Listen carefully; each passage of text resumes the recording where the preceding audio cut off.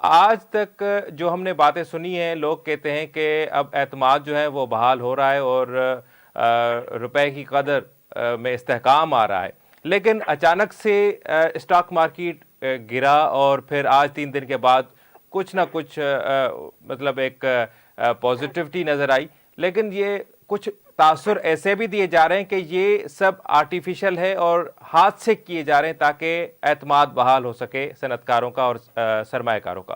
آپ کیسے دیکھتے ہیں ساری صورتحال کو؟ بہت شکریہ آپ کا۔ تھینک لیکن پہلی چیز تو یہ ہے کہ جو اعداد و شمار ہیں اسٹیٹ بینک آف پاکستان کے اور منسٹری آف فائنانس کے، وہ اس بات کو ظاہر کرتے ہیں کہ معیشت کی حالت اچھی نہیں ہے۔ اور جہاں تک اعتماد کی بات ہے تو فورن ڈائریکٹ انویسٹمنٹ جو 5 مہینے گزرے ہیں جولائی سے نومبر تک، اس میں اس کا اضافہ نہیں ہوا، لیکن مہنگائی یقیناً بڑی ہے، اس میں کوئی شبے کی بات نہیں ہے۔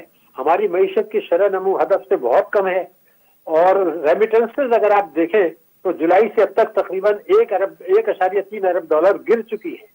اسی طرح سے اسٹیٹ بینک کے ریزروز بھی گر رہے ہیں، گردشی قرضے کم نہیں ہو رہے۔ تو پھر اعتماد کی بحالی کس چیز کی تھی؟ وہ اعتماد کی بحالی یہ تھی کہ حکومت یہ کہتی تھی کہ ہمیں 125 ارب ڈالر کا بیرونی سرمایہ کاری آئے گی، جس کے آنے کا امکان نہیں ہے، اور اگر کچھ آئے گی تو یہ وریثم ہوگی۔ یعنی ایک حکومت نے خود ایک سینٹیمنٹ کریٹ کیا مارکیٹ کے اندر کہ جی پاکستان بہتری کی طرف جا رہا ہے، جو کہ صحیح نہیں تھا۔ لیکن اسٹاک ایکسچینج جو اوپر گیا اس کی وجہ ایک تو یہ سینٹیمنٹس تھے، دوسرا یہ تھا کہ میں نے آپ کو بتایا تھا کہ 2000 پہلے پروگرام میں کہ 2022 میں حکومت نے طاقتور طبقوں کو بے تحاشا فائدہ پہنچایا اور معیشت کو تباہ کیا۔ تو جن کمپنیوں نے اس زمانے میں خوب کمایا تھا، اب ان کو ڈیویڈنڈ دینا پڑا، اس ڈیویڈنڈ کی وجہ سے اسٹاک ایکسچینج اوپر گیا۔